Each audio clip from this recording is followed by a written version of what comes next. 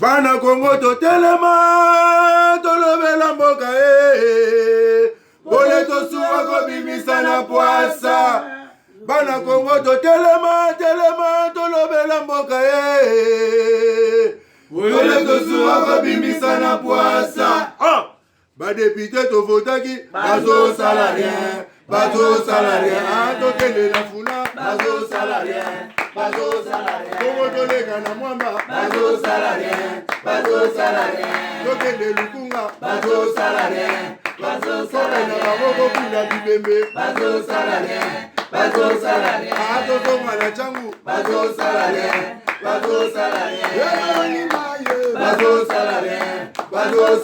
ayatola ni molili bazo salarien kulune paye bazo salarien kana balengani ba mama bazo salarien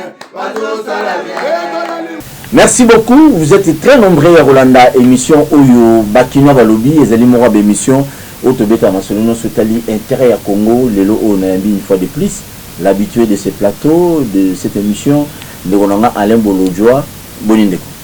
Oui, mbotendeko ngai nzamba sali ngolu tukutane sona mko lelo na profiter pe na pesa mbote na balandi nyonso et puis na ebisi ba onga courage, changement c'est pour bientôt. Changement c'est bientôt, petit à petit. Makamozo changer, makamozo kota bulu eke Félix Abanu le sabato musuna mo pepe kaka. Tozo beta li solo lelo, il y a difficulté à restauration, il y a état de droit na Congo. Difficulté ezali makasi na ba non na rolo ba secteur nyonso presque ya Congo. Tozo enseignement, tozo sécuritaire, tozo yoke belé. Alors ça dérange parce que les lots surtout qui na ba prison tout na ba cachot au komona mwana kunu na cachot pour bundagi na mutu mais mutu oyo azwa ba milliards ba millions à gérer lia tonga bandako ane à l'aise au circuler normalement et on trouve un état de droit tant babani ko interpeller bango ça devient un problème babani ko interpeller déjà bango permutation à ba généraux nomination à un nouveau magistrat et créer problème grave dans la politique congolaise. Bato bazalaki ba dictateur hier. On va on a peuple congolais lobby, les lobby ont bien bato ba dictateur. Donc bonu que ça na niveau moko oike, ce rose d'aller soupleter ou soutenir insoutenable. Nicolas Bolodjo. Pour que bima na crise, la difficulté énorme. Ou la restauration état de droit. Toro bima la onde. Nicolas, merci en tout cas pour l'opportunité. Sur le gros ticket, moi, tant mouqué. Vas-y. Voilà. On a insisté sur le système politique. À partir de là, je crois que tu peux ressortir. Nyonso et Sengeli, na batu pour comprendre ngai très bien. Très bien. Vous en attendez. Natangi ba hauteur moi ebele. Mais là qu'on a retenu le système politique, il a trois composantes. Composante à l'ibosseuse à régime politique. Là où on organise l'état institutionnel. L'état institution. Kunande batala ndenge ni bakabola ka pouvoir. Ndenge ni l'état azali organisé. Kobanda l'institution président de la République, tin administration. Tozali na structure économique.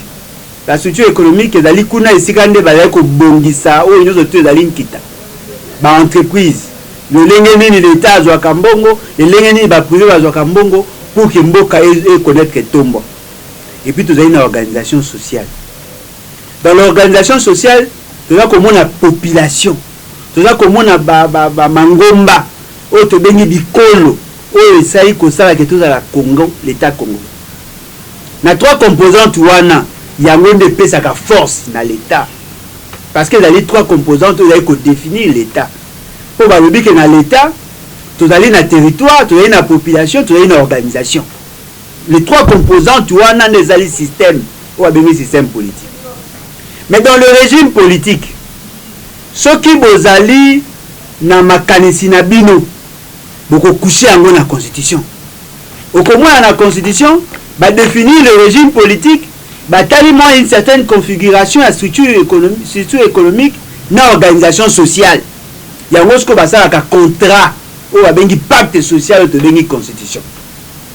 En tant que système, parce que l'État est la super structure, en tant que système ou macro-système, ce qui chaque élément, il y a système, alors qu'on joue rôle na bien té.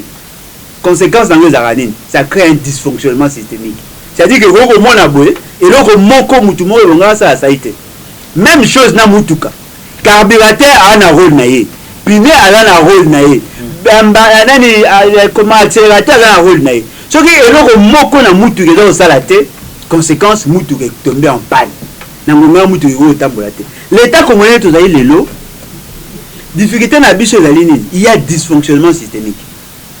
Bato mususu bazwaki bandingisa to bazwaki ba poste de l'état pour que bala na service à l'état wana ole ke basa musala nango ndenge esengeli basala te. Siko na l'état yebaki ke soki mutu asali musala ndenge esengeli te atiaka appareil moko pona ko sanctionner bato wana. Mais le col esa na cadre ya réseau. Un réseau mafieux. Et ça la famille politique, même pas tout soulever à la famille politique, mais ils font partie de ces réseaux-là. Basoto-sécurisaka. Au comment la mutumoko, aïbimbongo, mazumbongo, apesinda muna ba opposant, apesinda muna famille politique nae, tant que comme la mbongo, sengeli ke ba critiquer opposant ou aliaki mbongo ya mutua na pouvoir, akangi munoko. Au comment la bande konae ya pouvoir, tant que ba moni ki ne la ça ma ben na contribuer à na parti, au lieu que va fustiger bakangi munoko. Tangu mutu mususu asika koya ayena makalisi ya kolinga ko sanctionner bato wana bakosala nini bakolinga nyonso ba empêcher ba créer solidarité dans le mal. Et puis non monsieur Lali bakoluka pe ya sala pe erreur pour que basala ka chantage. Et kokoma yo ngo kanga biso yo po yibaki yo ngo sala bo yo ngongana siko ekomisi pouvoir ekomi le quoi réseau mafieux yango moni difficulté de yango makasi yango. Alors pour la ça, il faut tozonga na loi. Il faut tozonga na constitution. Mais pour que tozonga na constitution, il faut que muto azali victime ya eloko wana à se manifester. Et victime en azali nani population. Ce qui te dit résoudre des problèmes au tozala lelo. Il faut que muto akozala na tête ya pays. Azala en symbiose. Azala na ala na vraiment en harmonie na population. Pour ça elle a pouvoir la population. Le quoi la population elle est victime ya mafia. Le quoi la population elle est victime ya détournement ya nyonso wana. Ce qui population a soutenir yé à partir à wana à chambarder le système et puis le système ya sika. Ndekole. Sikoyo le problème que nous avons maintenant, système nyonso expliquer bato balandi biso. Nous va comprendre, nous va comprendre ma bébé, nous va comprendre c'est le bon. Mais le grand problème que nous avons aujourd'hui, les dirigeants d'hier, ceux qui vont interpeller Moutou, et comme au nom et comme dictature. Au nom Félix a banni dictature. Oh Félix, c'est un autocrate. Tout ce qu'on a bon dans battu, nous sommes ça qui m'a bélobi, bah ils vont interpeller, vont en justice. Non, tout le monde qui dans le moment on a vu ici ensemble avec vous, à propos il y a un cadre rébellé il y a PPD, c'est qu'ils ont dit, et comme dictature, et comme. Donc, tous ces gens qui ont fait du mal hier, justice congolaise va avoir droit à interpeller, pour pas tout na bango, yom to bano gérer dans moment wana. Na likamo les kaki. Et c'est les kaki ndengeni, ça devient un problème. Comme il comme Mobutu a sécu les sous. Ndeko ngai difficulté to zali na yango wana. C'est-à-dire que dans réseau mafieux, autre bato à Congo va bien à l'État. Pour l'État congolais ça kufa. Ba otu ko kundaye ka mingi mabeka acte de décès la sala qui erreur ya date. Makanisi na bango ezali ba se sécuriser mutuellement. Parce que dans le réseau mafieux, balingaka te que l'élément moko peut d'ailleurs le quoi système à chaîne. Balingaka te que maillon moko elongwa pour ceux qui maillon moko elongwe elongoli taille. Omoni bandeko ya Kabila bao bazagana Kabila tango bango bayaki basalaki nyonso ba neutraliser bato bango bakutaki bato bazaki bato ya Kabila ya Mobutu basalaki ba procès bakaraka bango batiaka bango na ba prison bobo sanate ba papa Bemba ba Kisombe ba Bahati bandu za mbombo bango nyonso tout bazalaki na prison ba militaire o bazalaki na Mobutu batina bango na kitona boko remarquer que mingi bakufaki Pourquoi? Parce que pour déboulonner un système, et c'est toujours que le système où Koya a ça la formatage. Alors le système où Yakala a installé le logiciel Yasika avec une nouvelle philosophie. Alors tous les éléments malicieux et Zalaki a installé le programme naïe. À partir de Wana, la machine est retournée. Ils ont mis la machine à zéro. Mais fort malheureusement, M. Félix Tshisekedi Tamouyaye, il n'est pas venu comme un réformateur. Aïe comme Mouto Ekosala, politique, il y a continuité. Politique, il y a continuer. Oh, le Salamaki Liboso. Bah, signé na yeba deal. Bah, oui, ok, voilà. Biso tout na yo to créer système. Mais tant que comme na makanisi, il y a kolinga ko éliminer. Et là, on bima sko le quoi formatage. Et là, kolinga sko ni, asa kolinga écarter, bah partenaire na yé pour qu'il y a occupé espace. Il y a un moment où Batouana, bah comme le ba victime, il y a un système où on va créer. Bah comme il se considérer le quoi la victime, il y a deal où on va signer. Ce qui se fait, il y a une interpellation. Ça peut apparaître une bonne chose, à condition que l'intentionnalité, elle a un souci à aider le pays. Mais ce qu'elle a un souci à créer espace. Difficulté aux années. Mais c'est Félix Tshisekedi, il y a ça qui mafia. Oh, il y a une rétrocommission. Ce qu'on a dit dans CCM, il y a sa coordination, il y a changement de mentalité. Il y a banderole, il y a panneau. Na Kinshasa, COP, il y a ici Kanyaka. COP, il y a ici Kindoki. COP, il y a ici Moïbi. Oh, Yemoko. Tant que vous avez dit, alors, rétrocommission et pas na bango et batakash, il y a un COP. Ce qui veut dire que lorsque tu recommandes guerre, il y a un centre d'intérêt. Tu es FCC, bakolinga bala kisake, il y a pas un COP. Il y a pas kolinga étouffé bango, automatiquement tu as qu'on a guerre croisée. Voilà, c'est le yo. Mais il y a un autre monde. Pourtant, qui dit le lobo. Moutou a Kamisa qui dit le lobo, c'est le gouvernement, il y a Kabila. Tant que Kamere, Moutou a Kamisa Kamere, c'était d'abord le gouvernement Kabila, bien que Félix Tshisekedi a Sedaki. Si vous n'avez pas l'ingé à Kangisa ou à Bango, bon, on n'a pas Kangisa. Non, mais voilà. Non, mais il y a un monde, on est d'accord, on a eu Penzate, on peut se éclaircissement. Tant que vous avez Kangisa, Moutou a sali Kamouté, Kangisa, Kabouima, le dossier, tout le monde a ministre Belé. Ba DG Moussou au mois de temps comme les alliés ok ba DG Moussou semblerait baza déjà interpellé ba Moussou ba na makala depuis lundi. Mais est-ce que nous soana ba rotina mutu na ko le président de la République a opé sa mot d'ordre que no batina mutu illégalement azan infraction té aibate a détournaté nité. Est-ce que on les a copkara? Non, le problème est allé que ba arrestation les a ko Salem. Eza malamu pour na peuple. Mais la guerre croisée entre FCC Cash. C'est quoi la difficulté de la ligne? Mouto à la ligne a plus de manœuvres. Alors, on a posé ça sur qui a kangisi batu à bakeli na bolo. Yango moni bango ba bundi pour bakabo la justice. Justice pro Félix, justice pro Kabila. C'est comme Mouto a utilisé ba élément na yé. Ce qui Kabila a posé ça à M. Félix Tshisekedi chantage à utiliser justice. Ce qui me se fait, c'est un peu de chantage à utiliser. Est-ce que ça est vrai? Le dossier, il y a un mot, le dossier, on porter les bagues. Pour la plupart des cas, ils ont un dossier belé. Ils ont un dossier belé, ils ont un dossier à solo. Pour la plupart des cas. Et là, on met acharnement, pourquoi? Parce que tant qu'il y a un débat sur le dossier, sur la transparence et la gestion, en réalité, M. Félix Tshisekedi devait aussi être arrêté. Celui qui est la transparence et la gestion, en réalité, M. Kabila aussi devait être arrêté. Et là, quand le ministre était, et là, quand le gestionnaire a été, même Bangomi Balé, tant que vous avez un programme à 100 jours, en principe, M. Félix devait être arrêté. Tant que vous avez un budget à 2019, en principe, M. Félix devait être arrêté. Tant que vous avez un ministre Balosa, Kabila, en principe, FCC cache tout. Il n'y a pas dans la prison. Mais ce que le problème est, nous avons protégé Boyaye.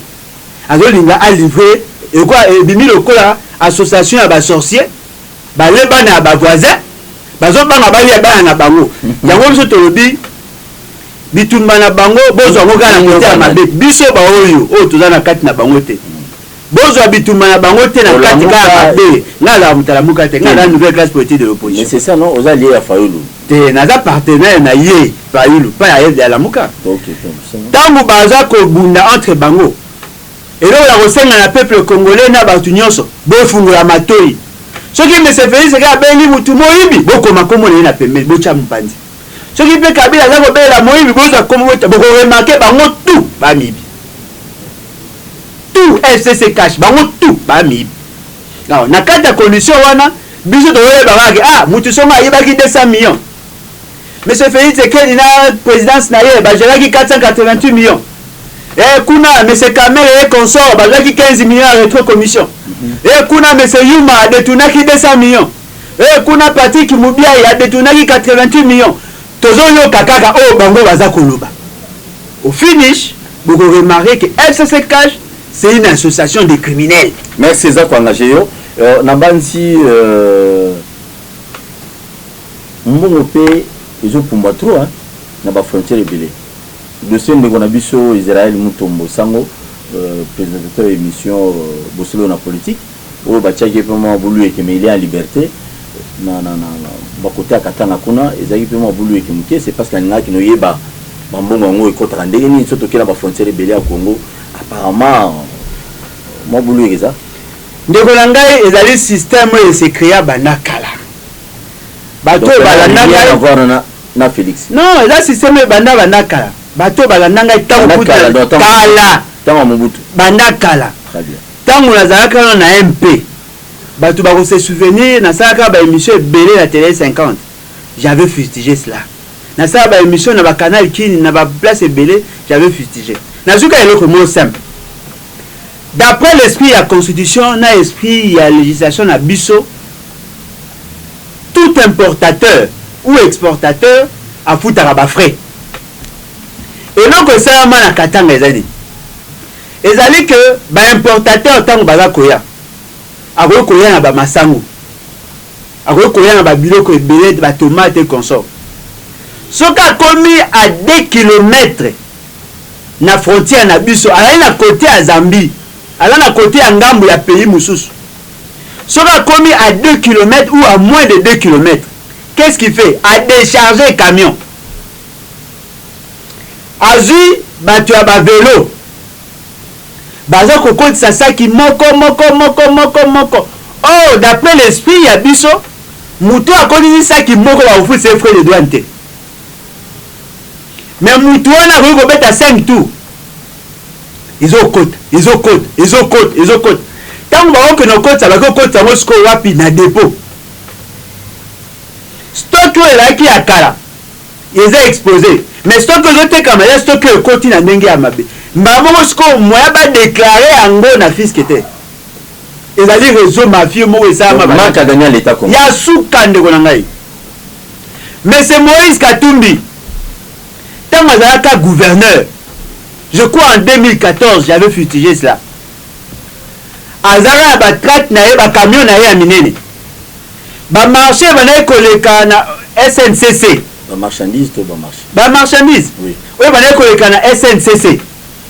Qu'est-ce qui s'est passé? Ce que les qui na SNCC ba calculer tonnage ba ebi point ya biloko ya okota tango kolenga ko bimanango en dehors ya pays DGDA azui ba prélèvement na ye ba tonyo surtout ba travailler na frontière ba azui mais particularité à oya ye ezaki ni ceux qui ba tie na ba camion na ye et ba na koleka au nom ya gouverneur c'est comme ba te belé ba ki que difficulté là qui parce que ba négo ça déclaration et puis policier ou à la frontière na ba agent frontière ba yeba que ezaki ba camion ezaki exempté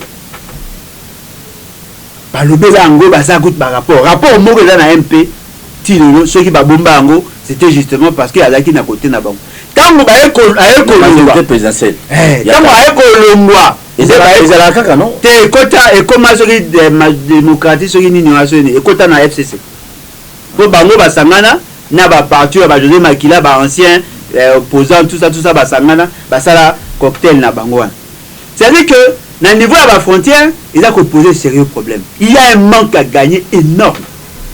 Grave. Yasuka, tu as dit 128 points d'entrée. Fort malheureusement, dans la plupart des cas, l'État veut y avoir sur Yangote. Tu vas voir ça, vous êtes à Lufu. Tu as structure après, mais tu vas continuer déjà biloko banda kala. Ok, kuna à côté à Louozi. Tu vas kenda à côté à Braza, tu vas continuer à biloko na bango, tu vas tirer à 4. Ok, na RCA. Ok, na côté à Aru. Ok, na Goma et Korso, tu vas profiter. Pourquoi? Parce que les réseaux mafieux mourent salama. Tu vas continuer à biloko na nenga mulili, ngambo na zalaka na période ya recherche na ngai pour nani kokuma deuxième livre na ngai sur la décentralisation.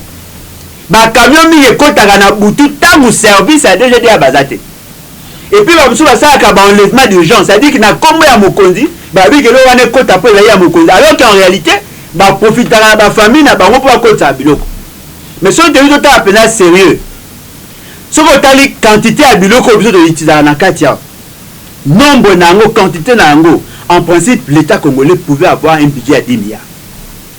Kaka pona ba frais d'entrée. Ndeko na ngai, kobanda suki, tina mabele, to ça il a rablo ruta libanda. To importera gilet, lame de rasoir, to importera nyonso, na nyonso ya kopaka mafuta mingi ruta. Mais comment ça se fait que tu es capable de mobiliser wanate? Yango mona baso ba pesi DGDA. Assignation va habiter, on a pour ça mobiliser 1 milliard. Comme à toujours, 1 milliard 100, 1 milliard 200. Bien, dépassement, dépasser l'assignation. Mais là, en réalité, rationnement, c'est-à-dire minorer la capacité mobilisatrice na bango, justement pour séduire le public, ce qui est normal. Donc, on a un bon. Mais ce qu'on problème est vrai. C'est-à-dire que ces réseaux-là, pour déboulonner, ça demande une révolution. Pas révolution en termes de la population, non. Révolution en termes de bateau, bazana pouvoir, bazana capable de déboulonner. Parce que la rigueur. Non, mais effectivement, ils kaka ba politicien té.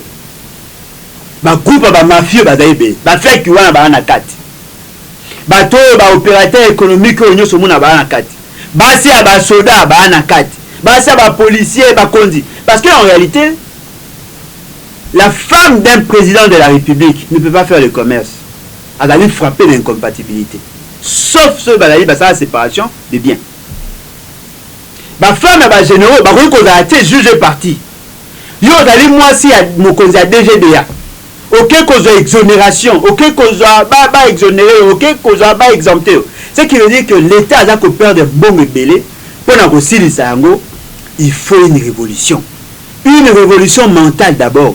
Il faut que Bissonnion s'auto-conjuguer fort pour ici là. Et fort malheureusement, pratique wana mabe et ça mati lelo. Merci beaucoup. Na banzete suko boutimo na lelo. Autant la lelo ta lia pe fofu lelo te. Donc Félix, une année quelques mois, je suis certain à Obunda Malé potino babilo ko wana o vanda qui ça fait des années o ba racine vanda pour baligana ko déboulonner ndeko enseignement tout ce qu'on a si wana moi, je ne comprends pas, enseignants grève, ils ont toujours grève en grève.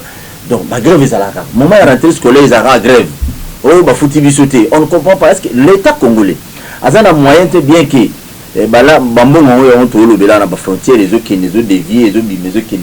est-ce que l'État congolais a la possibilité de nous soutenir?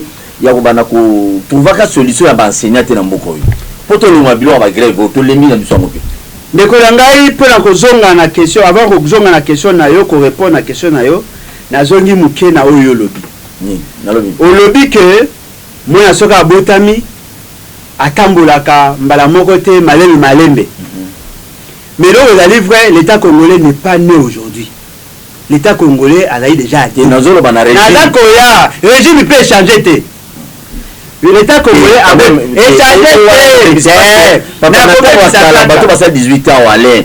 Est-ce que Babane était prêt à ministre Bakanga comme ministre dans le gouvernement non, attendez. Kokanga, Félix Sekepena Akangite.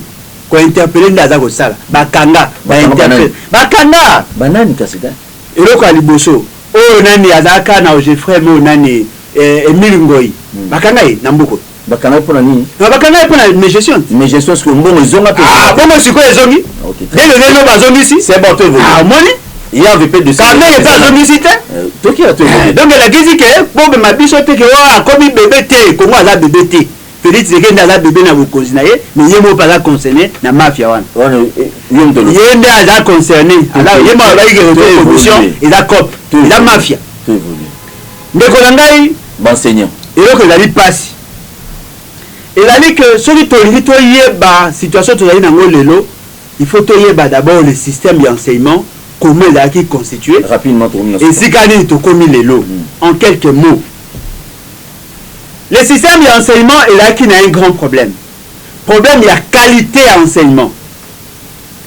La qualité d'enseignement, les parents vont me poser une question. Qu'est-ce qu'il faut dans l'école pour que tout le système d'enseignement malade? La difficulté dans l'école conventionnelle, dans l'école publique, difficulté dans l'État ne prend pas en charge le personnel. Les parents vont dire, mais qu'est-ce que nous devons faire? École et lobby doit suppléer la faiblesse à l'État. Nous avons contribution des parents. C'est une décision pas politique, mais une décision entre les parents et les écoles. L'État congolais lobby, il faut qu'il y ait la gratuité de l'enseignement. M. Félix Tshisekedi arrive pour séduire les faibles d'esprit à lobby, gratuité d'enseignement. Mais la gratuité d'enseignement, ce n'est pas que la gratuité d'enseignement et que ça n'a pas une décision politique.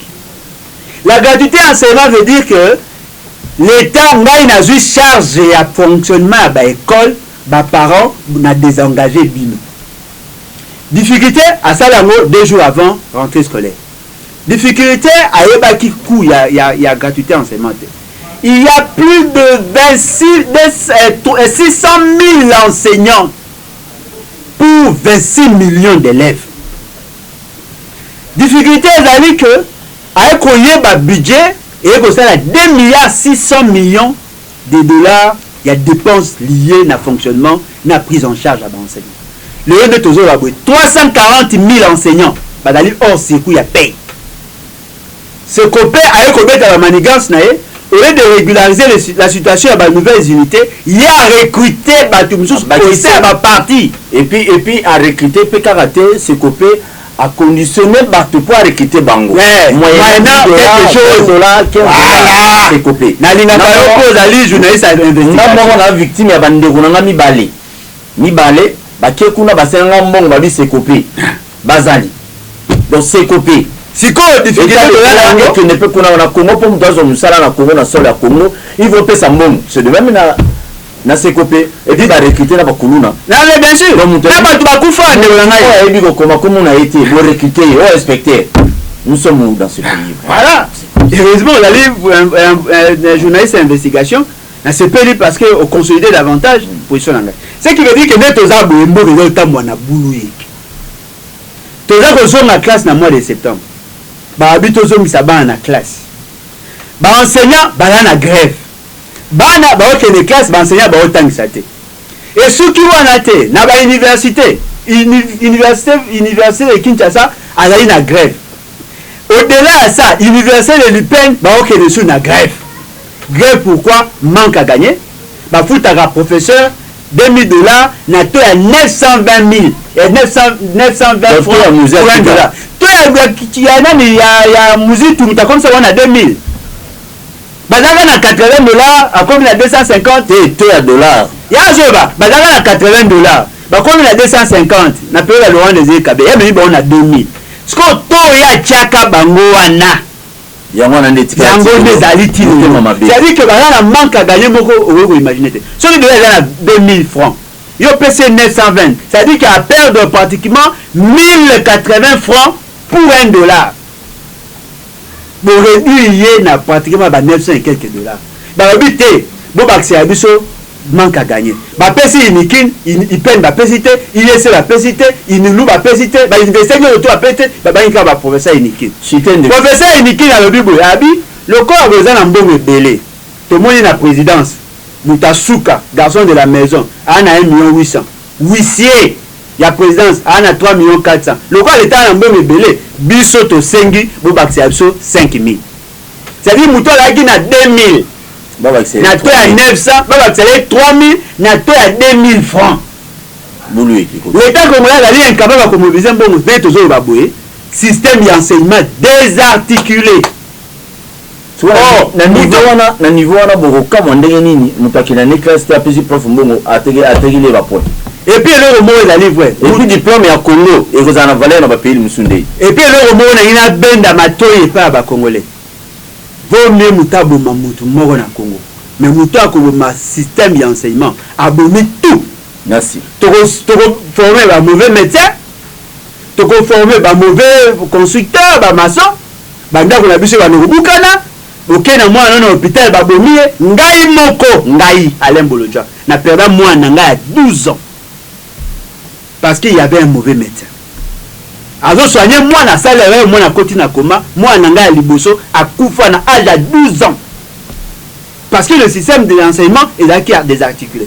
Et là qui déjà m'a bé, mais sous maman na Timbundu, système d'enseignement est baby complètement. Plus de 50% d'enseignants non payés.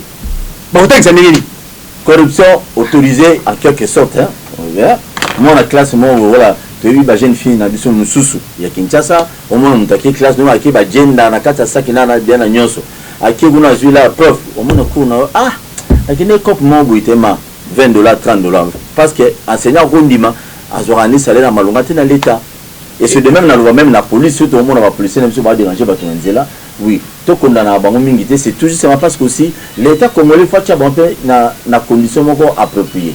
Merci beaucoup. Ndeko Bolodjo na évidemment moi le baboka boni rapidement. Il le bamo na le ba mususu ya mukezali ndetozo le baboyi.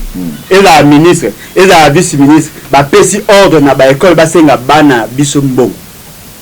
Bo futi mbongo ya minéral bokoyoka na pour prendre en charge ba enseignants supplémentaires ba bakisi pour classe là qui na 100 élèves n'est pas 6e là qui na 100 élèves na salle moko il faut ba éclater en 6 ba ça la 15 5 enseignants on a ba pris en charge par les parents ba 5 ba va payer ça $40 pour nous supporter 5 élèves et 5 enseignants école à l'état ba obi na bana ba foot à 25 000 francs pour nous ça la tenafet.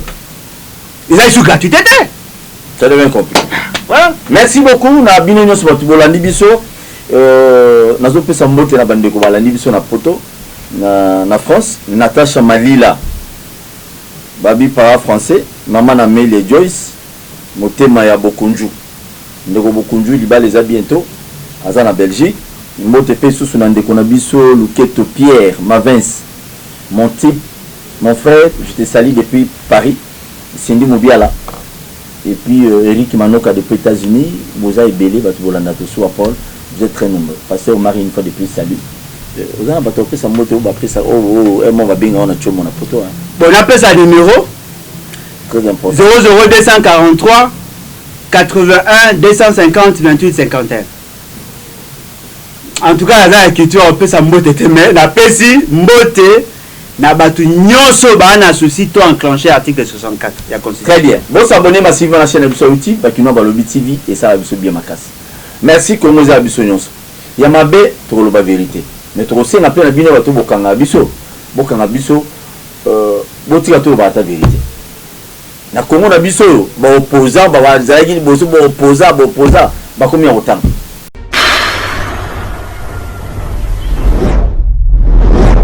Bana Congo to telema to lobela mboka bole to suwa ko bimisa na poasa. Bana Congo to telema to lobela mboka bole to suwa ko bimisa na poasa. Ba député to votaki bazo salarien to tele la funa bazo salarien Congo to lega na mwamba bazo salarien to tele lukunga bazo salarien na baboko kuna bibembe bazo salarien to tonga na changu bazo salarien